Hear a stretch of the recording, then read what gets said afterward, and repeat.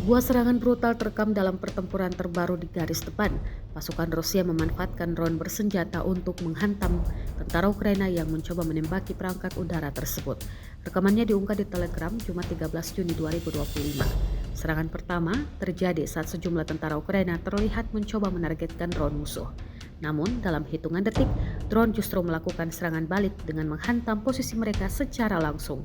Tampak pula beberapa tentara Ukraina yang baru keluar dari tempat persembunyian ikut menjadi sasaran. Mereka dihantam secara tiba-tiba dalam kondisi belum siap tempur. Tidak berhenti di situ, serangan dilanjutkan dengan jatuhnya granat dari udara yang menghantam posisi tentara Ukraina yang sudah terkapar, memperparah situasi di medan pertempuran.